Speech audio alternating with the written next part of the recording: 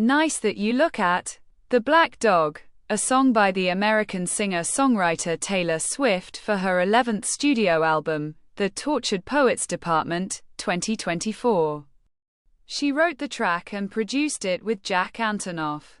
A power ballad, The Black Dog, is a post-industrial tune that starts slow and builds up with a sparse piano-led arrangement juxtaposed by a brief dynamic shift during the chorus, told through Swift's perspective. The lyrics use a place to describe the differences of how she and an ex-partner cope with their grief after a breakup. The Black Dog was first released as a bonus track in a physical edition of the Tortured Poets Department on April 19, 2024, and then digitally as part of a double album edition, subtitled The Anthology, 2 hours later. A demo recording was temporarily available as a digital edition bonus track.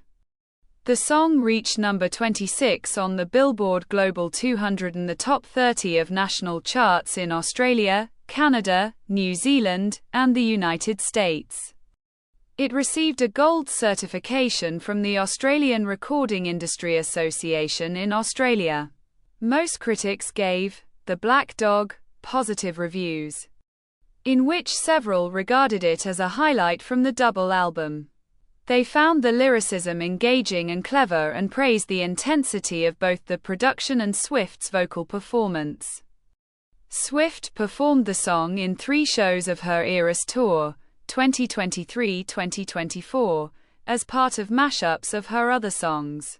Taylor Swift started work on her 11th original studio album, The Tortured Poets Department, following the completion of her previous album Midnights, 2022. She continued on it during the US leg of her Eras Tour in 2023, which heightened her fame while she was experiencing intense media reports on her personal life, including past romantic relationships with the English artists Joe Alwyn and Matty Healy. Swift described the album as a lifeline for her and one that she needed to create, detailing how its development somewhat reminded her that songwriting was an integral part of her life. Jack Antonoff, a regular collaborator of Swift, co-produced 16 out of the 31 tracks intended for the album. One such track which he produced with Swift was The Black Dog, a song that she wrote and initially named Old Habits Die Screaming when it was first recorded at her phone. The official recording of The Black Dog was done by the engineers Oli Jacobs and Laura Sisk at Conway Recording Studios in Los Angeles and Electric Lady Studios in New York City. Swift provided background vocals and played piano with Antonoff, who handled the programming and played the majority of the instruments: acoustic, bass, and electric guitars, drums, cello, vocoder, and multiple keyboards. Sean Hutchinson played additional drums and recorded his parts with Michael Riddleberger at Hutchinson Sound Studio in Brooklyn. Bobby Hawke played strings that were recorded by Jack Manning. The track was mixed by Serban Genia at Mixstar Studios in Virginia Beach, with assistance from Bryce Bordone, and it was mastered by Randy Merrill and Ryan Smith. The Black Dog is a power ballad with a length of 3 minutes and 58 seconds. It is a post-industrial tune that features a sparse arrangement led by bare piano, beginning at a slow pace and building up for the rest of its length. In an Uproxx review, Josh Kerp wrote that there were influences from Phoebe Bridgers' works because of how the song intensifies towards the end. Variety's Chris Willman had a similar sentiment, saying that it continues to progressively elevate into an emo climax. In the lyrics, Swift discovers that her phone can still track the location of an ex-partner who forgot to disable sharing it with her. The song is about the contrast of their griefs as a result of their breakup, which came with losing a location as well, a theme that was also explored in the fellow album track, So Long, London. The location in question is a bar called The Black Dog. which they used to visit together and where Swift sees the ex-partner walk into. In the chorus, she visualizes him at the bar attracting a woman who is too young to discern one of their favorite songs by the starting line playing in the background. These thoughts cause a realization in Swift that leads to her heartbreak and being deceived, affected to the point of hiring a priest to get rid of her demons. She admits that she has an inability to understand how he got over her.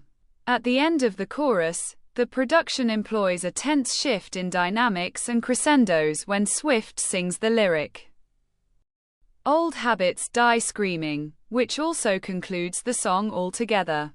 Instruments escalate during the moment, in addition to incorporating thumping synth beats and multi-tracked vocal harmonies. Critics considered the moment explosive and identified Swift's vocals as gasping, screeching, seething tidily, and sing-shout-ing. Mary Sorosky, writing for Consequence, described it as rupturing with energy, guitar, and drums at maximum volume and then dissipating. Commenting on the lyric, a staff member from Slant magazine believed that it was a twist on the phrase, "Old habits die hard," and relates to the torture themes of the album. For the Los Angeles Times, Caitlin Wamani, the lyric implied that Swift is having a tough time moving on from the relationship. Later in the track, Swift's pain changes into anger, wishing the ex-partner the worst time possible. "And I hope it's shitty in the black dog." She also compares him to a dog with the lyric, "Tail between your legs, you're leaving," which uses an idiom that expresses shame or embarrassment. Alair Nuss of Entertainment Weekly described the song as an understated, intimate funeral march for a love long gone, while Rolling Stone's Rob Sheffield wrote that it was a satirization of Swift's post-breakup phone stalker tendencies. The music journalist Annie Zaleski said that the song deals with the painful experience of discovering an ex has moved on with someone else and is living the life you were meant to have together. Some critics analyzed the song's lyrics in relation to its title. George Mills, a scholar in philosophy, wrote that the narrative was a modernization of the black dog myths from folklore, and that the namesake bar indicated the death of relationship in beats per minute. John Woolmacher said that her character could be the black dog from the novel series Harry Potter named Grimm, a misinterpreted dark omen, whom he likens to the narrator on whether if she is an avenger or protector when her ex hooks up with a much younger girl. The black dog also shares its name with a pub in Vauxhall, which gained public attraction from Swift's fans worldwide following its release and prompted discussions on whether the song's subject could be Alwyn or Healy.